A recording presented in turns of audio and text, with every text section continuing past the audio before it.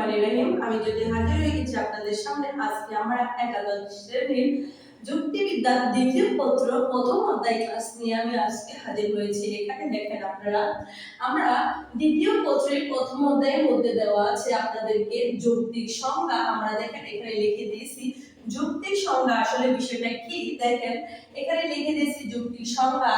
আমরা বলি যৌক্তিক সংজ্ঞা হচ্ছে কোন পদের পূর্ণ যাতায়াতে সুস্পষ্ট বর্ণনা উল্লেখ করাকে যৌক্তিক সংজ্ঞা বলে। আপনি যখন একটা পদের সংজ্ঞা দিবেন তখন সেটাকে অবশ্যই সুস্পষ্ট হতে হবে। তাহলে আমরা দেখিতে একটা উদাহরণ দিলে হয়তোবা আমাদের সম্পূর্ণভাবে ক্লিয়ার হয়ে যাবে। যেমন আমি এখানে বলি, আমরা যখন বলি মানুষ হয় বুদ্ধিবৃত্তি সম্পূর্ণ, যে মানুষ হয় বুদ্ধিবৃত্তি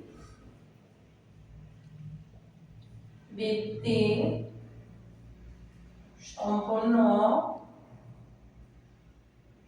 জীব, এটা হচ্ছে মূলত একটা সংজ্ঞা। আপনারা দেখবেন আমরা যুক্তির সংজ্ঞাটা নিলে আমাদের কাজ হচ্ছে যুক্তির সংজ্ঞা আমরা এই অধ্যায়ের মধ্যে জানবো। প্রথম অধ্যায়ের মধ্যে দেওয়া আছে, আপনারা দেখবেন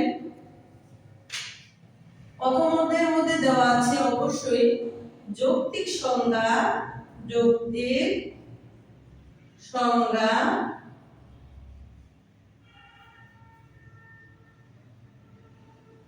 ও বর্ণনা। আমরা দেখব বর্ণনা, এটা হচ্ছে প্রথম অধ্যায়ের মধ্যে দেওয়া আছে। আমরা আপনাদেরকে লিখে দিয়েছি কোন পদে যুক্তির সংজ্ঞাটা এখানে লিখে দিয়েছে।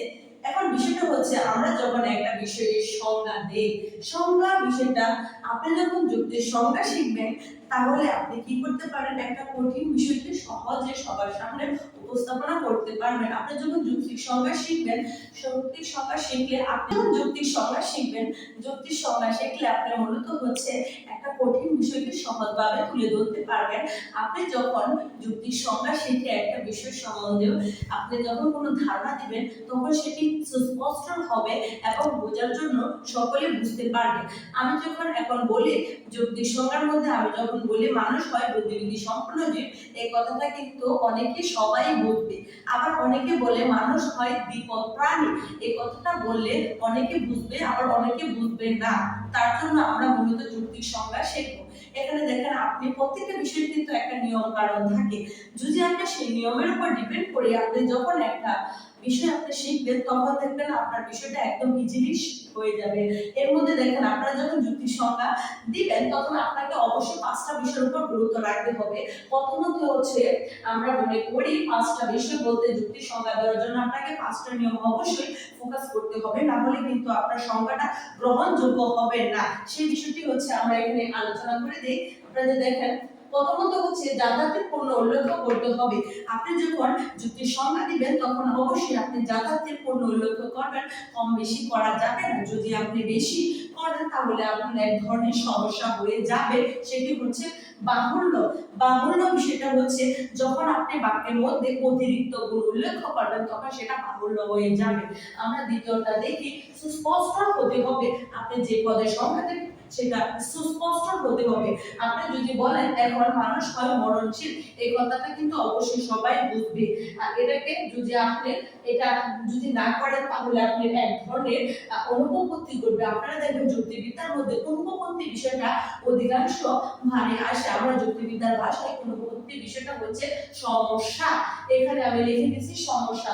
আপনারা কিন্তু যুক্তিবিদ্যার মধ্যে সমস্যা কথাটা বলতে পারবেন না, আপনারা বলবেন অনুপপত্তি।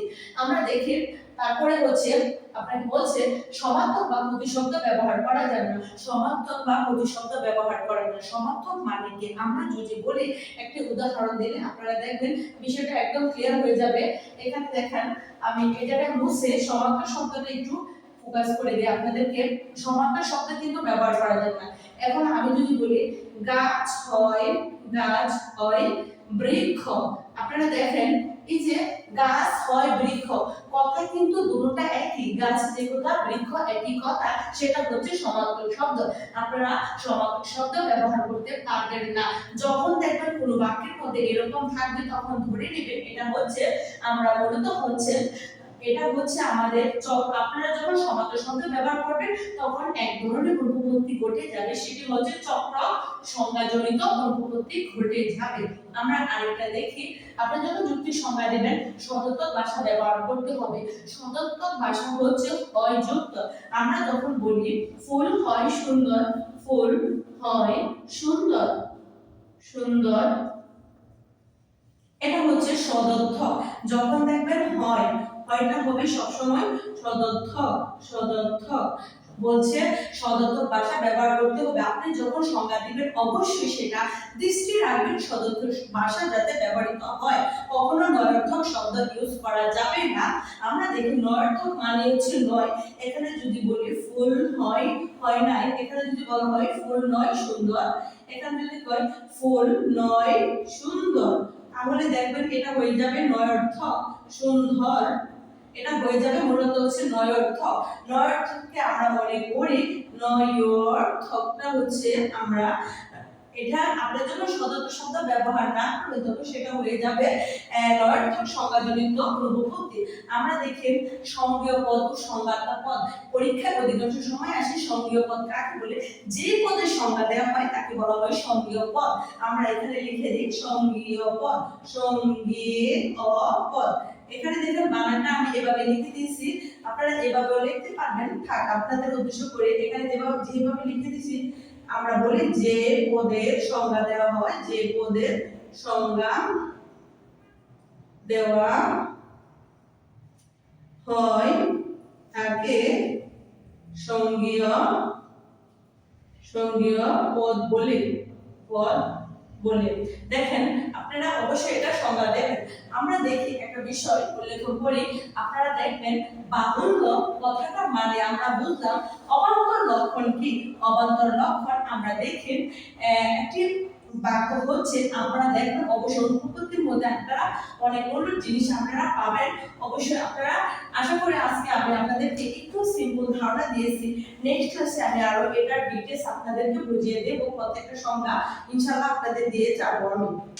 আমরা দেখি মানুষ পদের সংজ্ঞা যখন আমরা দেখি, মানুষ পদের সংজ্ঞা হচ্ছে মানুষ হয় বুদ্ধিবৃত্তি সম্পন্ন জিনিস, জীব। আমরা বলব বুদ্ধিবৃত্তি সম্পন্ন জীব। দেখেন সরি বিষয়টা আসলে ক্লিয়ার হয় নাই, আমরা এখানে লিখে দেব মানুষ পদের সংজ্ঞা হচ্ছে, আপনাদের যখন বলা হয় পরীক্ষার মাঝে দেখবেন এরকম প্রশ্ন আসে মানুষ পদের সংজ্ঞা, আপনারা লিখবেন মানুষ পদের সংজ্ঞা কি, আপনারা উত্তর দিবেন মানুষ পদের সংজ্ঞা হলো পদের সংজ্ঞা মানুষ হয় বুদ্ধিবৃত্তি সম্পন্ন জীব, মানুষ হয় বুদ্ধিবৃত্তি সম্পন্ন জীব। বুঝেছেন? এখন দেখি আমরা এই যে যেগুলি মুছে আপনাদের মধ্যে আমরা আলোচনা করব, বর্ণ উপলক্ষণ কি? দেখেন আপনারা লিখে দিছি যা যথার্থের অংশ নয়, যা যথার্থ থেকে অনিবার্যভাবে নিশ্চিত হয় তাকে উপলক্ষণ বলে। আমরা যেমন একটি উদাহরণ দিলে অবশ্যই বুঝে যাব বিষয়টা, যেমন মানুষ হয় এমন প্রাণী যে কিনা ভালো মন্দ বিচার করে, সেটাই মূলত হচ্ছে উপলক্ষণ। অবান্তর লক্ষণটা হচ্ছে যা যথার্থ নয়। আমরা দেখব অবান্তর বিষয়টা হচ্ছে যা যথার্থ নয় এবং যথার্থের অংশ নয়।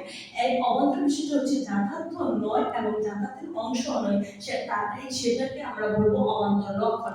আপনি যখন একটা উদাহরণের মাধ্যমে আপনি এই বিষয়টা ক্লিয়ার হয়ে যাবে। মানুষ হয় দ্বিপদ প্রাণী। দেখেন বিষয়টার মধ্যে দ্বিপদ কথাটা মানে হচ্ছে যারা পড়াশোনা করে তারা বলতে পারবে মানুষ হয় দুই পদ, মানে দুই পায়ের অন্তর্ভুক্ত। তখন সেটা হয়ে যাবে এরকম এরকম উদাহরণ দেখলে আপনারা বলবেন যে এটা হয়ে যাবে অবান্তর লক্ষণ। আমরা দেখব উপলক্ষণ আর অবান্তর লক্ষণ কাছাকাছি থাকলে সেটা হয়ে যাবে বর্ণ না। আবার আপনি যখন যুক্তির সংজ্ঞা বিষয়টা দেখবেন, দুইটা বিষয় থাকে, একটি হচ্ছে বিভেদক লক্ষণ আর একটি হচ্ছে আসন্নতম জাতি। আপনারা দেখেন এখানে কিন্তু আমি চেষ্টা করেছি আপনাদেরকে প্রথম অধ্যায়টা দ্বিতীয় পত্রের প্রথম অধ্যায়টা বোঝানোর জন্য। নেক্সট ক্লাসে আপনাদের সামনে আমি আরো নিয়ে আসবো।